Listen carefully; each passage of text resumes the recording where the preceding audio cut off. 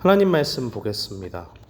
오늘 하나님께서 우리에게 주시는 말씀은 데살로니가 전서 5장 8절 한 절 말씀입니다. 신약 성경 데살로니가 전서 5장 8절, 우리 다 찾으신 줄 알고 함께 봉독하겠습니다. 범사에 감사하라. 이것이 그리스도 예수 안에서 너희를 향하신 하나님의 뜻이니라. 아멘. 전오늘 본문 말씀 데살로니가 전서 5장 18절 말씀, 범사에 감사하라 라는 제목으로 주의 말씀을 선포하겠습니다.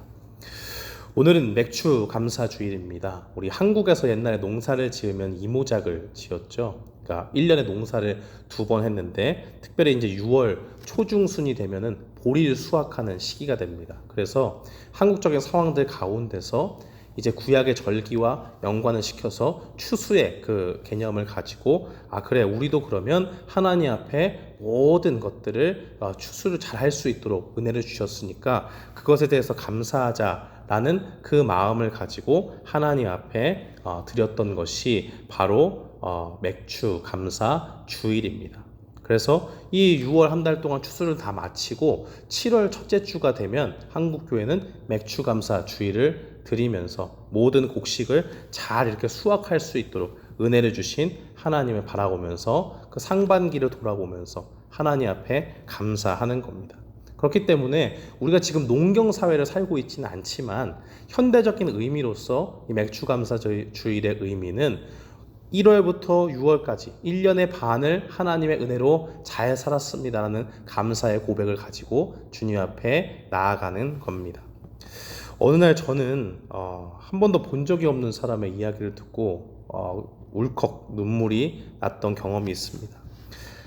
한때 대한민국의 국가대표 여자 농구 선수로 뛰었던 김영이라는 분이 계세요. 이분이 1984년에 LA 올림픽에 참가를 해가지고 여자 농구팀이 굉장히 열악하던 시기인데 그 당시에 은메달을 딸 수 있도록 공을 세우신 분입니다. 키도 굉장히 커요. 2m 7cm니까 뭐 덩치도 좋으시고, 그래서 굉장히 활약을 했었는데, 이분이 이제 88년에 있는 서울 올림픽을 준비하다가 87년도 겨울에 갑자기 쓰러집니다. 갑자기 쓰러진 것으로 그치는 것이 아니고, 잠깐 빈혈로 쓰러진 게 아니고요, 반신마비가 오고 그 두 눈의 시력을 다 잃을 뻔했던 그러한 아주 심각한 상황이 발생을 한 겁니다. 온몸을 이제 검사를 딱 해보니까, 검사하니까 병에 걸렸는데 거인병이라고 하는 병에 걸렸어요. 말단 비대증이다라고 그렇게도 이야기하는데, 장기의 크기가 점점 커지는 거예요. 우리 어렸을 때는 장기가 조그맣지만은 어느 정도 성장을 다 한 이후에는 적절한 어른의 크기를 가지고 그걸 유지해야 되는데, 그런 것이 아니라 상관없이 점점 커져요. 세월이 지나면 지나갈수록. 그러니까 이분이 그때부터 이 병으로 굉장히 고생을 하기 시작하는데, 최근까지 병을 이겨내면서 어떻게 삶을 이렇게 잘 꾸려나가서 사시는 것을 봤습니다. 근데 그거 보니까 너무 울컥한 마음이 들었어요. 키가 너무 큰데 덩치가 좋으시다 그랬잖아요. 근데 무릎에 힘이 없습니다. 관절이 너무 약해졌어요. 그러니까 이분이 그 큰 몸을 지탱하니까 너무 힘들어요. 근데 집에 이제 사는 것이 변변치 않으니까 자기의 키와 맞지 않게 밥솥은 저 밑에 있는 거예요. 그러니까 한 손엔 밥을 먹으려면은 한 손에 밥을 딱 밥그릇을 들고 주걱을 푸면은 자기 몸을 지탱을 할 수가 없습니다. 그러니까 어떻게 하는지 아세요? 그 벽에다가 자기 머리를 이렇게 대고 감사합니다, 감사합니다 그래요. 거기까지 가기도 너무 힘드니까 가는 중간에 뭐가 있냐면 싱크대가 있어요. 싱크대를 딱 잡고, 지팡이가 없으니까 옆에 있는 냉장고가 있는데요, 냉장고 문을 딱 열고, 냉장고야 네가 나 잡아줘야 돼, 도와줘, 고마워 이러면서 가요. 그리고 드시는 식사도 변변치 않은데 몇 가지 찬이 없죠. 형편이 넉넉치 않으니까. 그걸 보고도 어린아이처럼 환하게 미으면서 진수성찬이네 하고 밥을 먹습니다. 한 유명한 농구 선수가 너무 사정이 딱하니까 이분을 찾아왔어요. 오늘 당신을 위해 선물을 준비했습니다 라고 얘기하니까 되게 기대를 해요. 그분이 선물로 뭘 꺼내놨는지 아십니까? 그때가 기간이 가을이었는데 낙엽을 한 뭉치를 이만큼 가져왔어요. 저는 그거를 보고서 이거 사람 놀리는 것도 아니고 이게 무슨 큰 선물이라고, 낙엽을 그 앞에 쓰레기처럼 갖다 놓고 이게 선물이라고 할 수가 있나. 그런데 그분의 반응을 보니까 그거 선물 맞습니다. 그걸 딱 보니까 얼굴이 환해지면서 낙엽이네 이렇게 얘기를 해요. 가을에 떨어진 낙엽길을 우리는 보면요, 지나갈 때 조금 비 오고 막 이러면 지저분해지잖아요. 저거 좀 보기가 좀 좋지 않다, 별로 그렇게 의미가 없다 이렇게 생각하지만, 그분에게 있어서는 그 밖에도 자유롭게 나가지 못하는 그러한 제한된 삶 속에서 낙엽 한 입 한 입이 얼마나 귀하고 감사한지 모르는 거예요. 그걸 그분이 아니까, 그 사람이 좋아하는 걸 아니까 그것을 모아서 남들이 보기엔 쓰레기처럼 보여도 그것을 가져다 주면 그 사람이 그렇게 기쁘고 즐거워할 수 없는 겁니다. 밖에 나가게 연약한 다리를 가지고 있었기 때문에 어떻게 이렇게 손을 짚어가지고 계단을 내려와야 되는데 그것도 참 힘들어요. 문턱이요, 한 요 정도 됩니다. 요 정도 높이가 돼요. 이거를 넘지 못해가지고 안간힘을 써요. 그런 사람에게, 낙엽 한번 보기 힘든 사람에게 낙엽을 선물로 줬더니 정말 기쁨과 감사를 가지고 그것을 기쁘게 받습니다. 저는 그분의 몸짓과 표정과 또 입에서 진심으로 터져나오는 그 감사의 고백을 보면서 스스로 너무 부끄러워졌어요. 이게 내가 하나님 믿는다고 하면서 저렇게 나는 정말 저렇게 진심으로 하나님 앞에 감사했는가? 도대체 내가 뭘 더 받아야지 하나님 앞에 저렇게 감사할 수 있을까라는 생각을 했습니다. 사랑하는 성도 여러분, 여러분들도 이런 생각 들지 않습니까? 우리는 하나님 앞에 감사해야 된다는 얘기도 많이 들어요.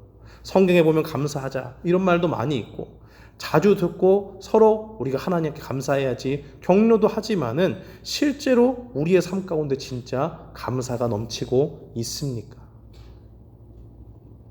우리는 우리의 매 순간의 삶을 바라보면서요, 우리에게 얼마나 감사가 어려운 것인지를 깨닫습니다.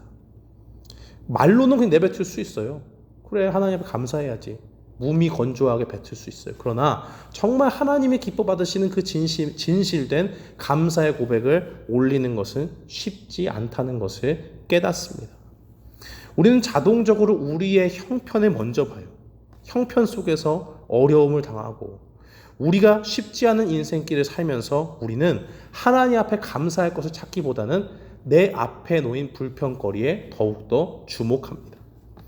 마치 이스라엘 백성들의 모습과도 같죠. 애굽에 종되었을 때 하나님 앞에 그것을 벗어나게 해달라고 기도했는데 하나님이 들어주신 건 광야 가서는 다 잊어버리잖아요. 광야 가서 뭐합니까? 홍해를 건너는 기적을 주시고, 홍해를 건너는 그 기적 가운데서 이제는 더 이상 그들을 종으로 삼을 사람이 없을 정도로 애굽의 군대를 물리쳐 주셨는데 그 은혜를 금세 잊어버리지 않습니까? 언제 잊어버려요? 자기의 형편이 안 좋아질 때. 광야는 구름도 한점 없습니다.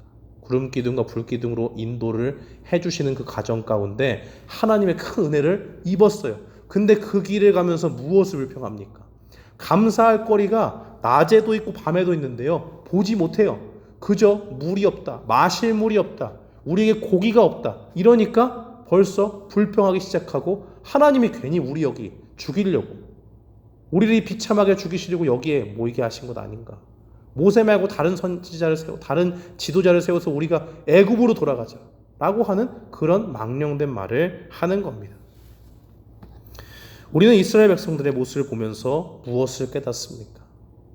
우리 자신뿐만이 아니라 시대를 초월해서 모든 인류가 하나님의 은혜가 없으면 감사하지 못하는 죄인이구나라는 것을 깨닫습니다. 그래서 러시아의 유명한 작가인 도스토옙스키는 그가 쓴 글이 있어요. 지하에서 온 편지라는 글을 쓰는데 거기에서 인간은 감사가 없는, 감사할 줄 모르는 존재라고 말합니다. 그는 이렇게 썼어요. 인간은 바보가 아닌 한 어처구니 없을 정도로 감사할 줄 모른다. 놀라울 정도로 감사할 줄 모르는 인간. 사실 나는 인간에 대한 최고의 정의를 다시 한다면 감사할 줄 모르는 두 발 달린 동물이라고 생각한다. 이 러시아의 유명한 작가는 바로 인간의 실존을 보면서 깨달았던 거예요. 야, 사람이 어떻게 저렇게 간사할까? 어떻게 저렇게 받은 은혜를 잘 잊을 수 있을까? 라는 것을 깨닫고 쓴 글입니다. 이렇게 죄악된 우리는 본질적으로 감사할 줄을 모르는 죄인입니다. 그렇다면 오늘 우리는 계속 그런 모습으로 살아야 됩니까? 그게 아니라고 하나님 말씀하시는 거예요. 여러분, 한 사람 한 사람이 바로 이 자리에 모여서 오늘 예배를 드린 이유가 바로 하나님의 선하신 뜻이 우리 가운데 있기 때문입니다.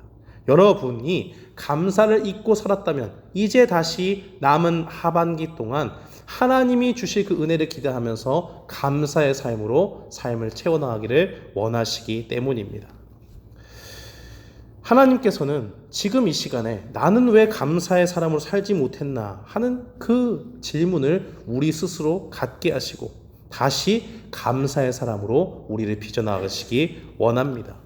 그래서 오늘 본문의 말씀을 보면요, 범사에 감사하라라고 할 때에 범사에라고 하는 말은 영어 번역이 세 가지로 얘기하고 있어요. 어떤 형편에서든지, 또 모든 일에, 또 무슨 일이 일어나도 감사하라라고 이렇게 번역을 하고 있습니다. 성도는요, 하나님의 백성들은 시절이 좋을 때든 나쁠 때든 형편에 상관없이 하나님께 감사할 줄 아는 사람이 돼야 됩니다.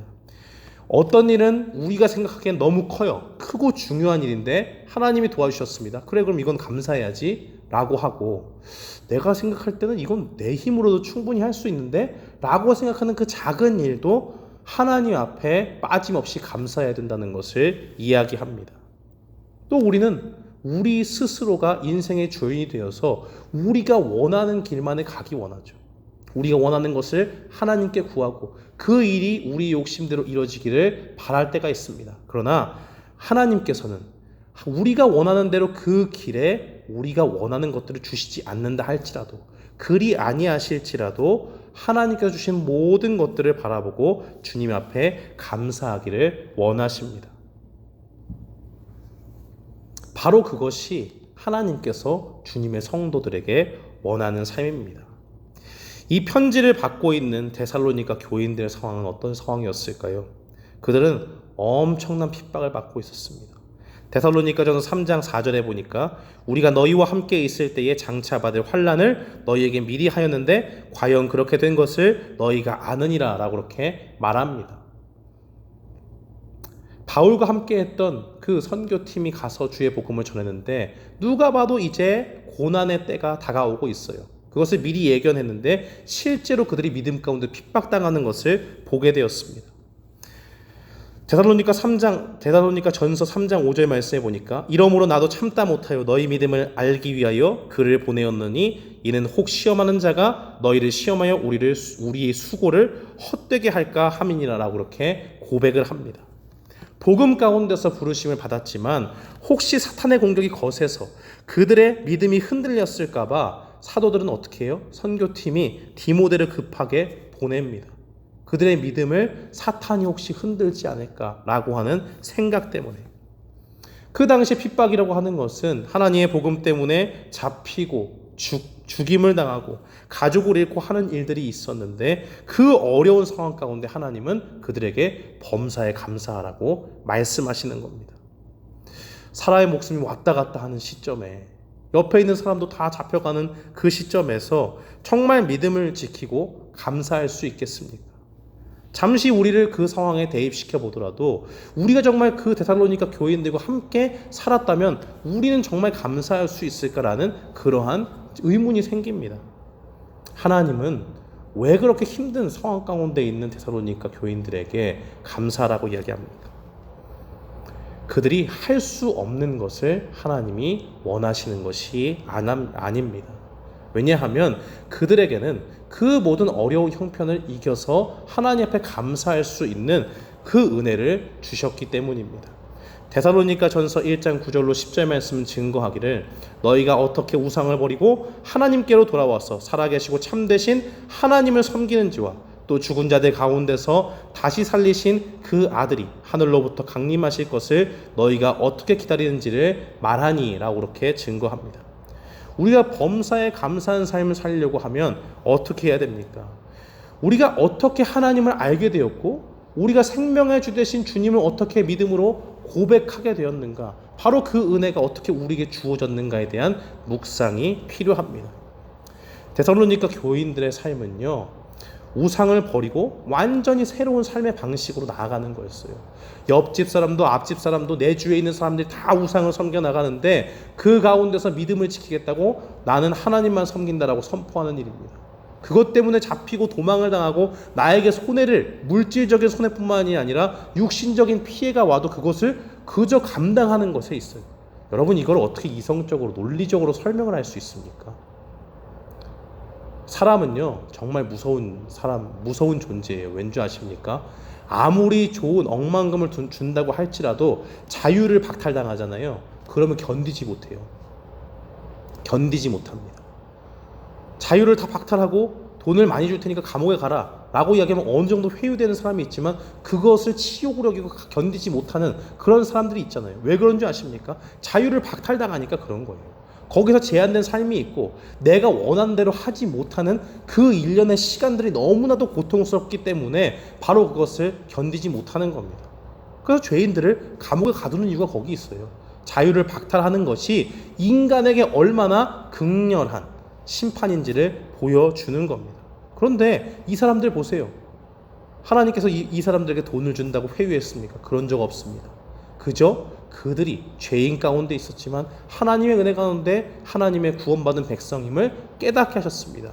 그 은혜를 깨달으니까 이 사람이 어떻게 하는 거예요? 억만금을 당장 손에 쥐지 못한다 할지라도, 그들에게 사회적인 위치가 보장이 되고 그 앞날이 탄탄하게 뚫리지 않는다 할지라도, 오히려 그 길이 가시밭길이고 고통길이 열린다 할지라도 믿음 가운데서 그 길을 걸어가게 만드셨다라고 하는 것을 볼 수 있습니다.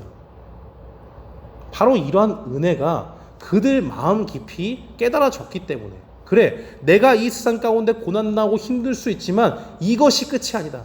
하나님께서 다시 오실 주님의 강림하실 그날이 오면 우리가 주님의 예비된 나라로 들어가고 하나님이 약속하신 평안 가운데 들어간다는 그 믿음을 이 사람들이 믿었기 때문이에요. 데살로니가 교인들을 향해서 바로 주어진 은혜가 이것이고, 오늘날 우리에게 주어진 은혜가 바로 이것과 동일합니다. 에베소서 2장 8절은 증거하기를 너희는 그 은혜에 의하여 믿음으로 말미암아 구원을 받았으니 이것은 너희에게서 난 것이 아니요 하나님의 선물이다라고 그렇게 증거합니다. 우리는 우리의 힘과 능력으로 구원받은 것이 아니고요, 하나님이 순전히 우리의 공로 없이 우리에게 구원을 선물로 주신 겁니다.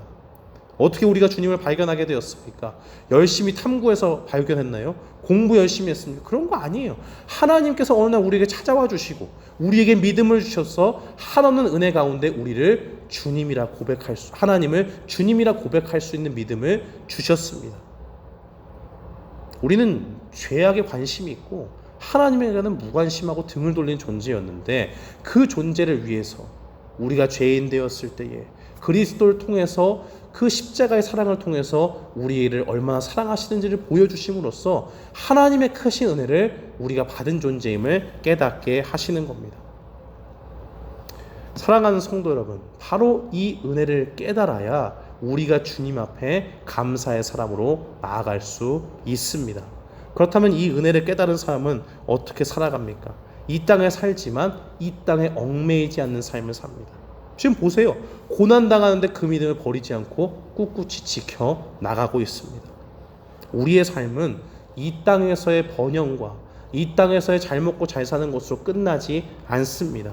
우리는 더 먼 곳을 바라보고 하나님이 약속하신 곳을 향해 달려가는 사람들입니다. 바로 죽음 이후에 예수 그리스도께서 다시 부활하셔서 부활의 첫 열매가 되신 것처럼 우리도 주님과 같이 영광의 몸으로 부활할 그날을 바라보게 하신다는 겁니다. 그때 주님이 주시는 영광스러운 그 구원의 모습은 바로 주님과 함께 거하는 겁니다. 그래서 이제는 주님을 흐릿하게 보지 않고 뚜렷하게 보고, 아, 저분이 하나님이시구나, 그 하나님의 은혜와 사랑을 더욱더 깊이 확연히 깨닫게 됩니다. 마치 모든 게임의 결론을 미리 알고 참가하는 사람에게는 그 어떤 불안감도 발견할 수 없듯이, 바로 데살로니가 교인들에게 그 구원의 크신 은혜를 바라보는 믿음이 있었기 때문에 바로 그들이 그 고난을 당하면서도 범사에 감사할 수 있는 그 말씀을 받을 수 있는 겁니다. 사랑하는 성도 여러분, 이 땅의 현실은 우리에게 결코 녹록하지 않습니다. 고난이, 어려움이, 환난이 늘 믿음 가운데 우리를 세상과 부딪히게 만들어요. 세상 사람들은 거대한 세상의 가치관을 가지고 우리를 삼키려고 합니다. 마치 우는 사자가 두루다니면서 그 믿는 자들을 삼키려고 하는 사탄의 그 모습을 표현한 것처럼 바로 이 세상이 우리의 믿음을 삼키려고 하고 우리의 믿음을 넘어뜨리려고 한다는데 우리는 깨어 기도해야 됩니다. 그것을 기억하고 나아가야 될 필요가 있어요.